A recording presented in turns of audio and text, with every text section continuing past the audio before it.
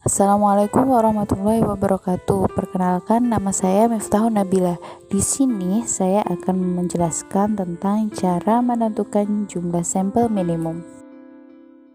Analisis biaya hidup mahasiswa Fakultas Ekonomi Universitas Lembang.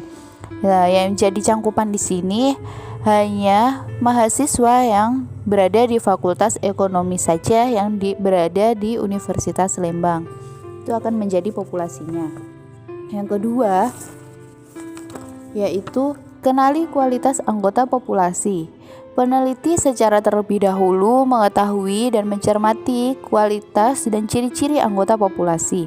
Hal ini diperlakukan agar peneliti mampu mengambil suatu kesimpulan apakah anggota populasi cenderung homogen atau heterogen. Dari situ, peneliti akan lebih mudah menentukan langkah selanjutnya. Yang ketiga, tetapkan besaran sampel. Menentukan jumlah sampel yang akan dipergunakan untuk mewakili anggota populasi dalam penelitian. Misalnya, ada beberapa sampel populasi, jumlah sampel minimum. Kalian hanya ingin mengambil berapa persen? Beberapa persennya saja. Bisa 10% dari populasi, bisa 5% dari populasi. Yang keempat, ketersediaan dana, waktu, dan tenaga penelitian. Hal ini sering menjadi kendala, terutama bagi peneliti pemula. Yang kelima, langkah terakhir yaitu dalam menentukan sampel, menentukan teknik pengambilan sampel. Yang kedua, proportionate stratified random sampling. Contohnya, ada 3 strata atau 3 kelompok dengan jumlah setiap strata ada 200 orang, lalu diambil perwakilan setiap strata 10 sehingga hasilnya stratifikat. Yang ketiga, disproportionate stratified random sampling, yaitu populasinya berstrata tetapi kurang profesional karena contohnya strata pada strata 1 S1 jumlahnya 300, strata 2 SMA jumlahnya 500 dan selanjutnya. Jadi tidak menghasilkan data yang stratifikan. Yang keempat, cluster sampling area, yaitu menentukan wilayah. Setelah menentukan wilayah, lalu menentukan kota. Setelah menentukan kotanya, ditentukan lembaganya. Nah, baru kita menjadikan warga di dalam lembaga itu menjadi populasi. Selanjutnya, non-probability. Non-probability ini dibagi menjadi 4, yaitu sampling sistematis. Contohnya, ada 100 orang yang dikode dengan 1 sampai 100 dan diambil setiap urutan kelipatan kedua dan seterusnya.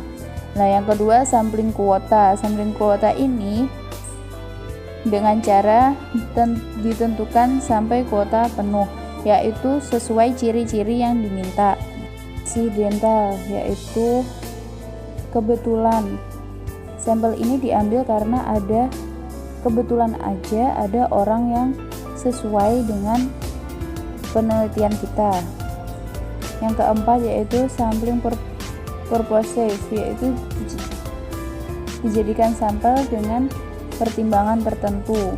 Yaitu teknik random sampling. Contohnya, diketahui populasi 200 dengan pembagian berikut. A sama dengan 50, B sama dengan 80, dan C sama dengan 70. Sedangkan besaran anggota sampel tentukan. A, sampel yang harus diambil, dan B, berapa banyak sampel masing-masing bagian. Jawabannya yaitu A ditambah B ditambah C sama dengan 15 ditambah 24 ditambah 21 sama dengan 60 orang. Yang B, 50 per 200 dikali 60 sama dengan 15 orang. 80 dikali 200 dibagi 200 dikali 60 sama dengan 24 orang. Dan 70 dibagi 200 dikali 60 sama dengan 21 orang. Selanjutnya yaitu rumus Solvin. Contohnya, penelitian tentang status gizi anak balita di kelurahan X dengan jumlah populasi 125, di mana kasus atau prevalensi gizi kurang pada populasi tersebut tidak diketahui.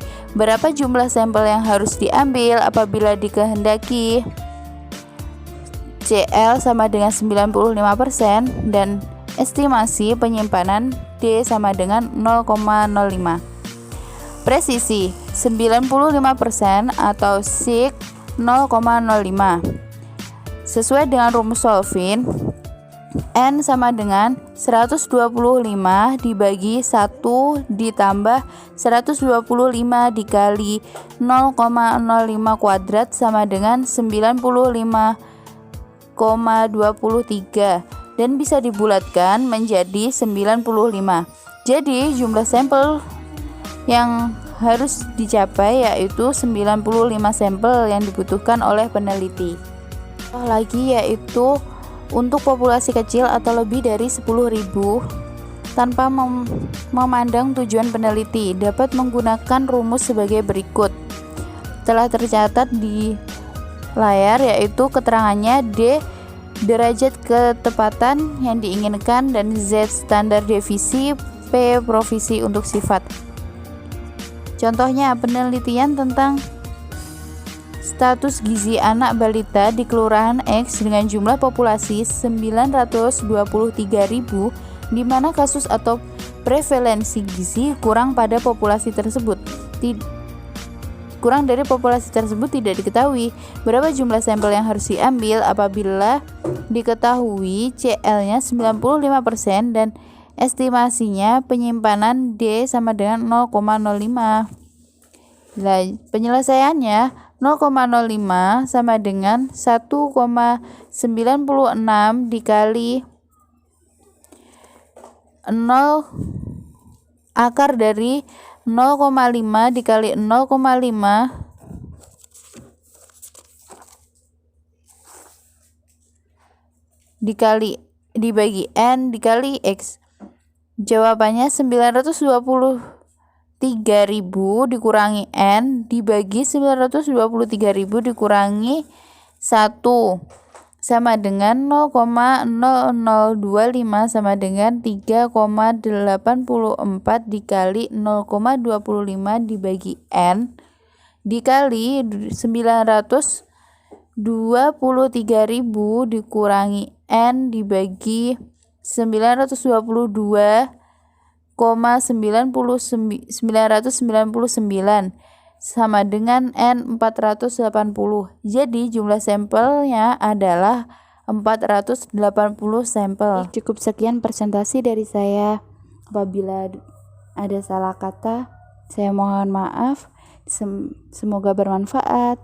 Wassalamualaikum warahmatullahi wabarakatuh.